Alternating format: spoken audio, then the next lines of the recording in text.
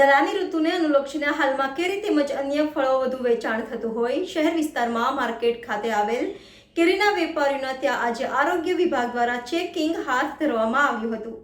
ઉનાળાની ઋતુને અનુલક્ષીને હાલમાં કેરી તેમજ અન્ય ફળોનું વેચાણ થતું હોય શહેર વિસ્તારના ખંડેરાવ માર્કેટ ખાતે આવેલી વખારો તેમજ દુકાનોમાં જનતાના આરોગ્યની સુખાકારીને ધ્યાને લઈ મ્યુનિસિપલ કમિશનરની સૂચના મુજબ ડેઝિગ્નેટેડ ઓફિસ અને અધિક આરોગ્ય અમલદાર દ્વારા ખોરાક શાખાના ફૂડ સેફ્ટી ઓફિસરોની ટીમ બનાવી ખંડેરાવ માર્કેટ પાછળ વેરાઈ માતાનો ચોક સિદ્ધનાથ રોડ વિસ્તારમાં આકસ્મિક ચેકિંગની કામગીરી હાથ ધરવામાં આવી હતી, જેમાં કેરીઓ વેચતા વેપારી દ્વારા કેલ્શિયમ કાર્બોનેટ આર્ટિફિશિયલ રાઇપનિંગ તરીકે ઉપયોગ થાય છે કે કેમ તેની ચકાસણી કરવામાં આવી હતી। ટીમે વખારો તેમજ દુકાનોમાં આકસ્મિક ચેકિંગની કામગીરી હાથ ધરી હતી।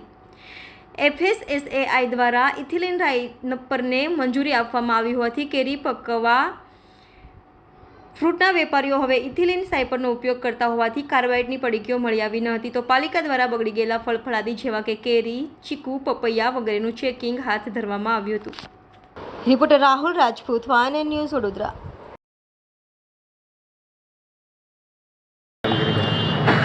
ઉનાળાની ઋતુમાં જે કેરીનું જે વેચાણ થતું હોય છે, કેરીમાં લોકો પહેલાં કેલ્શિયમ કાર્બાઇડ જે વાપરતા હતા, હવે છેલ્લા 2-3 વર્ષથી આ લોકો કેલ્શિયમ કાર્બાઇડના બદલે ઇથિલિન રાઇપનર નામની જે પડીકી આવે છે, જે FSSAI એપ્રુવ છે, એનાથી જ પકવતા હોય છે।